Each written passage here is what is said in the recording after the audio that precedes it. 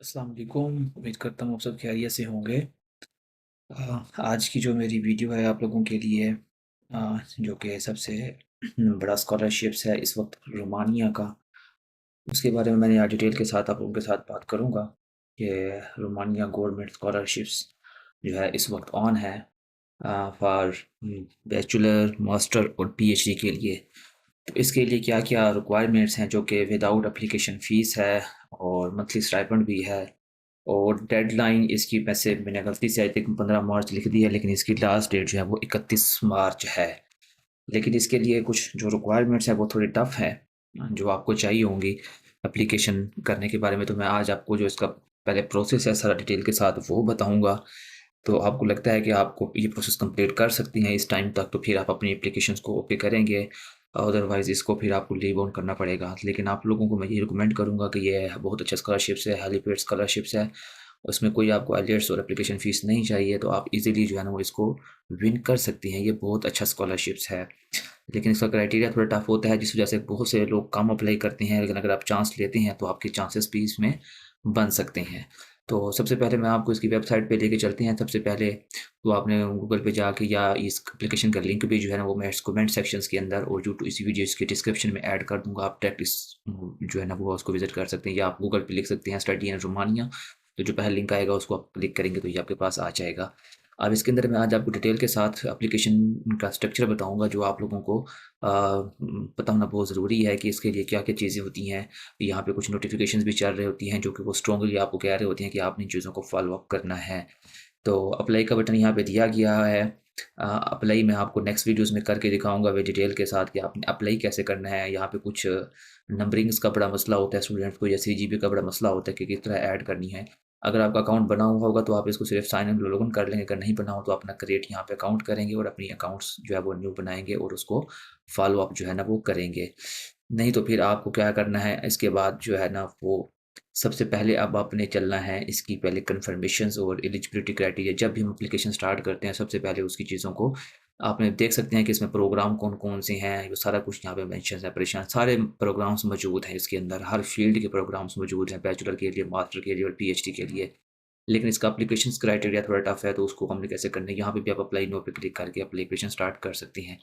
Application start करने से पहले इसके जो 4 स्टेप्स हैं, वो पहले आपने अपना अकाउंट क्रिएट करना है, अप्लाई फॉर स्कॉलरशिप्स करना है, और उसके बाद यानी कि दूसरा स्टेप आपका एप्लीकेशन को आपने फिल करके सबमिट करना है, और फिर आपको इसका रिस्पॉन्स मिलेगा और फिर आप फाइनलाइज़ेशन होगी। लेकिन इससे पहले अबाउट द स्कॉलरशिप्स के बारे में आपने पढ़ना है। अगर आपने प्रोग्राम के बारे में देखना है कि यहाँ पे कौन-कौन से प्रोग्राम्स हैं, तो आप यहाँ से चेक करके अपने सारे प्रोग्राम्स चेक कर सकते हैं कि कौन-कौन से हैं। आप लाज़मी, मैं आपको हमेशा रिकमेंड करता होता हूँ कि आप अपनी रिलेटेड फ़ील्ड के साथ लाज़मी अप्लाई किया करें। जैसे कोई जिसने आईसीएस किया हुआ फॉर बैचलर स्टूडेंट है, तो उसके लिए कंप्यूटर साइंस है, फिज़िक्स है, और जो उसके साथ मिलती-जुलती फ़ील्ड्स हैं, वो सब पे अप्लाई करें।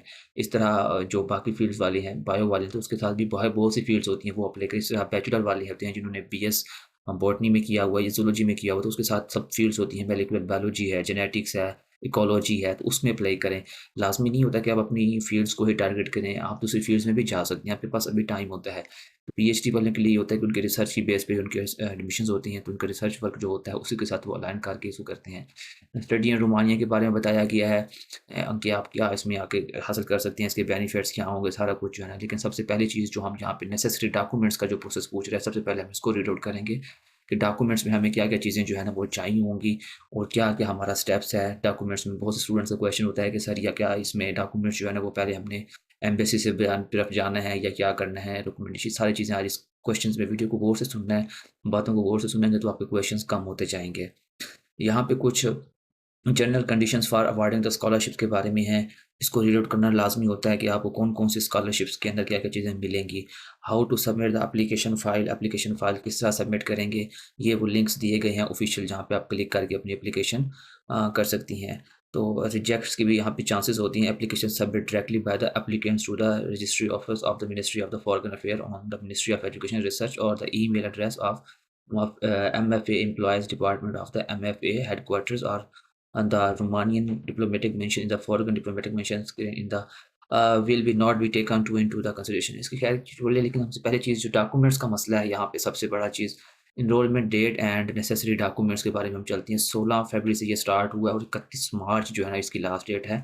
तो इसके लिए हमें जो है ना कुछ चीज़ें डॉक्यूमेंट्स जो है ना, सबसे मेजर चीज़ हमारी यही होती है कि हमें डॉक्यूमेंट्स चाहिए होते हैं, जो हमें एप्लीकेशन के लिए सबसे पहली चीज़ आपके एजुकेशनल डॉक्यूमेंट्स होती हैं। तो जिनके कंप्लीट एजुकेशन है, मैं तो उनको रिकमेंड करता हूँ कि वही अप्लाई किया करें। जिनकी अभी डिग्री कंप्लीट नहीं है, वो अपने चीज़ों को ज़ाया ना, क्योंकि यहाँ पे काफ़ी ज़्यादा ह्यूज नंबर ऑफ कैंडिडेट्स होते हैं, बहुत ज़्यादा नंबर अप्लाई करते हैं। तो वो आपको प्रेफ़रेंस कम देती हैं, वो अकॉर्डिंग टू उनको प्रेफ़रेंस देती हैं जिनके एजुकेशन एटलीस्ट कंप्लीट हों, ताकि कोई मसला ना हो बाद में सिलेक्शन के बाद। तो अगर आप बैचलर के लिए अप्लाई करेंगे तो आपके पास ज़ाहिर-सी बात है, आपके पास अपनी एफएससी की डिग्री या रिज़ल्ट करना बहुत ज़रूरी है। मास्टर के लिए करेंगे तो आपके पास बैचलर की डिग्री डीएमसी ज़रूरी है। डॉक्टर के लिए करेंगे तो आपके पास मास्टर की डीएमसी या डिग्री ज़रूरी होती है। इंग्लिश टेस्ट नहीं चाहिए, अगर आपकी डिग्री ऑलरेडी इंग्लिश में है तो काफ़ी है। तो आपको कोई इंग्लिश टेस्ट या ये वो चीज़ें नहीं चाहिए होंगी। आपको सिर्फ़ अपना इंग्लिश प्रोफिशिएंसी सर्टिफ़िकेट बनवाना होगा, और वो copy of the birth certificate जिसको हम कह सकते हैं, और इक्विवेलेंस डॉक्यूमेंट्स जो हम कह सकते हैं, या इसको हम ट्रांसलेशन इनटू द इंग्लिश में होना चाहिए। वो ज़ाहिर बात है, हमारा कॉपी ऑफ बर्थ सर्टिफ़िकेट वही है, जिसको हम अपना आइडेंटिटी कार्ड कह सकते हैं, या जो बाकी चीज़ें हैं। तो ये कुछ अननेसेसरी डॉक्यूमेंट्स भी हैं, लेकिन इसमें जो कुछ है, फर्स्ट 3 पेजेज़ वैलिड पासपोर्ट का कोई कह रहा है, तो आपका ये फर्स्ट पेज हो जाएगा, और जो दूसरा पेज आपको जहाँ पे आपकी इमेज वगैरह तस्वीर लगी होती है, तो और तीसरा उसके आगे वाला पेज जहाँ पे होगा, तो आपने उन तीनों की एक ही सिंगल पीडीएफ बनानी है। उसके बाद आपकी जो दूसरी चीज़ है वो सीवी है। मैं आपको बार-बार कहता हूँ कि हर स्कॉलरशिप के लिए सीवी जो होती है वो बहुत ज़रूरी होती है। तो अगर आपने सीवी नहीं बनाई हुई, तो मैंने 2 वीडियोज़ लगाई हुई हैं पीछे सीवी के बारे में, और फॉर्मेट्स भी दिए हुए हैं। आप लोग उसको अटैच करके अपनी अच्छी सी सीवी बनाएँ। स्कॉलरशिप के लिए हमेशा डिफरेंट सीवी होती है, जॉब के लिए हमेशा डिफरेंट सी होती है। आप इंटरनेशनल करेंगे तो आपको सीवी अच्छी बनाना बहुत ज़रूरी है। तो उसकी आप मेरी वीडियोज़ देख सकती हैं, बैचलर वाले भी, मास्टर वाले भी, पीएचडी वाले भी। तो वो सीवी अपनी अच्छी से अच्छी बना सकती हैं। कितनी अच्छी बनानी चाहिए वो मैंने सारी चीज़ें बताई हुई हैं। और ये डॉक्टर के बारे में लिखा हुआ है कि letter of intent containing the list of scientific works. तो इसमें जो डॉक्टर के लिए अप्लाई करेंगे, तो उनको जो है ना, वो एटलीस्ट एक्सेप्टेंस लेटर लाज़मी चाहिए होगा। तो वो आपको अपने प्रोफ़ेसर से ढूँढना है और उनको ईमेल करनी है, और वहाँ से लेटर लेना बहुत ज़रूरी है। तो ये वो कुछ डॉक्यूमेंट्स जो हमें ज़रूरी चाहिए थे। लेकिन अब यहाँ पे जो एक सबसे इम्पोर्टेंट चीज़ आ रही है, वो क्या होती है? वो ये जो लाइन लिखी हुई है डॉक्यूमेंट्स के बारे में, जो बार-बार कहती हैं कि हाँ, डॉक्यूमेंट्स नोटराइज़ होने चाहिए, या एक वेरिफ़िकेशन मुफ़ा से होना ज़रूरी है। जहाँ पे देखिए उन्होंने ऑल लिख दिया आपके लिए, all study documents must be only study documents. Study documents आप समझ सकते हैं कि कौन-कौन से आपके, जो आपके एजुकेशनल डॉक्यूमेंट्स होती हैं, वो वाले। ठीक है? जिसमें आपकी एटलीस्ट डिग्री और डीएमसी है। Must be apostille under the huge conservation of the authorised by the relevant authorities in the home of the countries ministry of education. ज़ाहिर बात है, मुफ़ा से जो है ना, वो कहते हैं कि आपकी ये डिग्री होना बहुत ज़रूरी है। The documents must be scan individually after the original in the PDF format. तो जब आपके वो हो जाएँगे, अब यहाँ पे वो कहते हैं कि कम से कम आपके पास अपोस्टाइल होना बहुत ज़रूरी है। अब मैं आपको बताता हूँ अपोस्टाइल का तरीकाकार क्या होता है। अपोस्टाइल करवाने के लिए आपको पहले अपने बोर्ड से शुरू करना पड़ती हैं डिग्रियाँ वेरीफ़ाई करवाने, क्योंकि एक प्रोसेस है। अगर आप एचईसी से करवाते हैं, तो वो आपको पिछले वाली डिग्री माँगते हैं, फिर वो पिछली, इस वजह से आपको सारे करवाने पड़ती हैं। तो आपको मैट्रिक की जो है ना, वो मैट्रिक से शुरू करेंगे। आपके पास अगर डिग्रियाँ हैं, तो आपने सिर्फ़ डिग्रियाँ करवानी है, मैट्रिक और एफएससी की रिज़ल्ट कार्ड करवाने की ज़रूरत नहीं होती। तो पहले आपने वो वेरिफ़िकेशन करवानी है, फिर आईबीसी से करवानी है। इस तरह जो बाकी जो फिर यूनिवर्सिटी वाले आ जाएँगे, वो एचईसी से करवाएँगे, फिर यूनिवर्सिटी से करवाएँगे। उसके बाद फिर आके आप मुफ़त से करेंगे। तो इसके लिए तो टाइम बहुत लगता है। और अपोस्टाइल के लिए कम से कम आपको 1 मंथ जो है ना, वो लगता है डॉक्यूमेंट्स, क्योंकि ये आपको ऑनलाइन एप्लीकेशन पोर्टल पे जाके अपनी एप्लीकेशन सबमिट करनी होती है। फिर आपको अपोस्टाइल का टाइम दिया जाता है, फिर आप फ़ीस पे करके जाते हैं, और 1 दिन में उसकी हो जाती है, लेकिन इसको टाइम नहीं मिलता आपको अपोस्टाइल के लिए। इसके लिए आपको 1 महीना एट लीस्ट चाहिए होता है। तो अब इसका अपोज़िट हल क्या हो सकता है जो आपको चाहिए होगा एप्लीकेशन सबमिट करने के लिए? तो ज़ाहिर-सी बात है, अब इसमें जो टाइम लगेगा, अगर तो किसी के पास हुए हैं तो वो तो बेस्ट है, अगर नहीं हुए तो फिर उसके लिए क्या कोई हल है या नहीं है? इसके बारे में मैं एंड पे वीडियोज़ के बारे में बता दूँगा कि आपने क्या इसका कोई अल्टरनेटिव हल कर सकते हैं। रिस्क लेने में कोई हर्ज नहीं है, एप्लीकेशन सबमिट करने में कोई हर्ज नहीं है। अगर हो जाएगी प्रोसेस आपकी तसव्वुर की जाती है, तो आप अपने आपको अपने आगे आपकी एप्लीकेशन फॉरवर्ड हो जाएगी। तो इसमें परेशानी वाली कोई बात नहीं रहेगी। ठीक है? तो ये एक थोड़ा-सा इश्यू था डॉक्यूमेंट्स के बारे में। Announcing the result on formality are admit, इसके बाद जो प्रोसेस होगा वो कब, 15 जुलाई को आपका रिजल्ट जो है ना, वो अनाउंस होगा। एप्लीकेशन सबमिट करने के बाद आपको खामोश हो जाना है बिल्कुल, तो आपको खुद ही जो है ना, वो ईमेल के थ्रू बताया जाएगा। अगर आप सिलेक्टेड होंगे, तो आपको चीज़ें भेज दी जाएँगी, आपको ओरिजिनल लेटर एक्सेप्टेंस भी भेजा जाएगा, और letter of scan copy of download download करेंगे, फिर आपके पास जो है ना, वीज़े का और ये सारी चीज़ों का प्रोसेस स्टार्ट हो जाएगा। मतलब आपको सबमिट करने के बाद 31 मार्च सबमिट करने के बाद आपको 15 जुलाई तक एटलीस्ट वेट करना होगा, जब आप स्कॉलरशिप के एलिजिबल होंगे या नहीं या क्या है। स्कॉलरशिप राइट्स एंड ऑब्लिगेशंस भी हैं इसके अंदर, स्कॉलरशिप्स बेनिफिट्स हैं जो भी हैं वो सारा कुछ यहाँ पे लिखे हुए हैं कि हम आपको क्या-क्या बेनिफिट्स जो है ना वो यहाँ पे मिलेंगे। स्कॉलरशिप्स के क्या-क्या अदर इन्फॉर्मेशंस हैं या अदर्स आपके पास स्कॉलरशिप्स की क्या-क्या इन्फॉर्मेशन है, इसको आप लोग रात में रीड किया करें। ये इसलिए दी गई होती हैं कि आपको पहले सारी इन्फॉर्मेशंस का पता हो ताकि आपको कम से कम क्वेश्चंस जो है ना वो पूछने पड़ें। अब ये सबसे बड़ा प्रोसेस जो है ना वो यहाँ पे डॉक्यूमेंट्स का है। अगर आप डॉक्यूमेंट्स इतने कर सकती हैं अपने ए पोस्टाइल, तो उसका पूरा प्रोसेस यही है कि पहले आपको बोर्ड, आईबीसी से, यूनिवर्सिटी, एचईसी से और फिर मोफा से जो है ना वो करवाने होती हैं। अब ए पोस्टाइल और 2 तरह की मोफा से वेरिफ़िकेशन होती है और एक होती है ए पोस्टाइल वेरिफ़िकेशन और एक होती है सिंपल वेरिफ़िकेशन। सिंपल वेरिफ़िकेशन तो वो एक ही दिन के अंदर हो जाती है। वो तो आपको टाइम लेने की ज़रूरत नहीं है, आप तो उसी दिन चले जाते हैं लेकिन हो जाती है। लेकिन ए पोस्टाइल का जो तरीकाकार है वो आपको थ्रू एप्लीकेशन आप अपने पहले ऑनलाइन एप्लीकेशन सबमिट करेंगे और मुफ़ा तब करेगा जब आपके पास एचईसी से और बाकी चीज़ों से डॉक्यूमेंट्स वेरिफ़ाइड होंगे तब, ठीक है? क्योंकि ये लास्ट स्टेप होता है, तो ये सारा प्रोसेस है। लेकिन अगर आपके पास अभी नहीं है तो आप क्या कर सकते हैं? तो मैं आपको ये रिकमेंड करूँगा कि जो भी आपके एजुकेशनल डॉक्यूमेंट्स हैं, उनकी आप लोगों ने कलर कॉपी लेनी है, कलर प्रिंट निकलवा लेने हैं अच्छे से और कलर कर जो प्रिंट्स हैं आपके एजुकेशंस के, उनको आप लोगों ने एटलीस्ट नोटराइज़ करवा लेनी है। नोटराइज़ का जैसे मैंने पहले बताया हुआ है, नोटराइज़ेशन आपने करवानी है अपनी अदालत में चले जाएँ, जहाँ पे आपके पास होती हैं कचहरी वगैरह होती हैं, वहाँ जाना है और वहाँ से आपने अपने डॉक्यूमेंट्स जो है ना वो नोटराइज़ करवा लेने हैं, ठीक है? ट्रांसलेशन नहीं करवानी, सिर्फ़ नोटराइज़ करवानी है। नोटराइज़ करवाने से फिर भी आपकी एप्लीकेशन के चांसेस हो जाते हैं कि आपको एक्सेप्ट किया जा सकता है, लेकिन ये 50-50 होता है, ठीक है? तो आप रिस्क ले सकते हैं क्योंकि फिर उसके बाद आप अपना प्रोसेस स्टार्ट कर सकती हैं, क्योंकि ये एक बहुत ह्यूज प्रोसेस होता है डॉक्यूमेंट्स का, ये इतनी जल्दी नहीं होता, इसमें टाइम लगता है काफ़ी ज़्यादा। तो फिर आपके पास पैसे भी खर्च होते हैं, ज़ाहिर-सी बात है। हालाँकि ये वैसे प्रोसेस बाकी स्कॉलरशिप्स में आफ्टर स्कॉलरशिप्स सिलेक्शंस के बाद होता है, लेकिन इस स्कॉलरशिप्स के लिए मैंडेटरी है, तो आप लोगों को ये स्टेप्स जो है ना वो फ़ॉलो करने पड़ेंगे, ठीक है? तो ये जो थी आज की जो इसके बारे में जो मैंने आपको बताया है कि पहले आपको इन चीज़ों का पता होना बहुत ज़रूरी है। ये वो जो चीज़ें आपको वो कह रही हैं, ये आपको लाज़मी जो है ना फ़ॉलो अप करनी पड़ेंगी।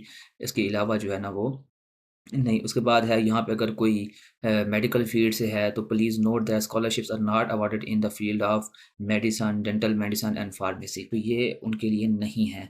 तो आप बाकी बैचलर प्रोग्राम पे अप्लाई कर सकते हैं अगर कोई करना चाहे तो, लेकिन ये स्कॉलरशिप जो है वो मेडिकल स्टूडेंट्स वालों के लिए, एमबीबीएस वगैरह के लिए नहीं है, ये आपको क्लियर होना चाहिए। लेकिन वो अप्लाई कर सकते हैं किसी भी बैचलर प्रोग्राम के लिए। तो ये बैचलर डिग्री के लिए है, ये मास्टर डिग्री के लिए है और ये पीएचडी डिग्री के लिए है। तो ईच एंड एवरीथिंग जो है ना वो इसके अंदर मेंशन्स हैं, तो आप लोगों को क्या-क्या चीज़ें फ़ॉलो करनी है, किन-किन चीज़ों का ख़ास ख़्याल रखना है और कौन से डॉक्यूमेंट्स हैं। तो ये मैंने आपको अभी थोड़ी-सी चीज़ें बताई थी, अगर आप इन चीज़ों को पूरा कर सकती हैं, ठीक है।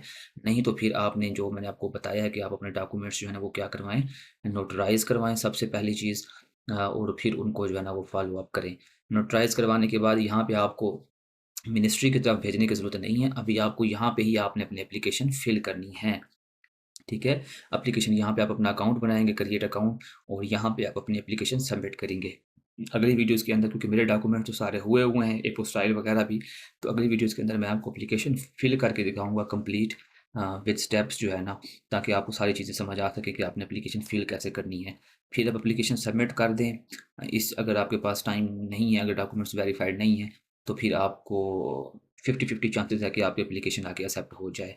रिस्क लेने में कोई हर्ज नहीं है।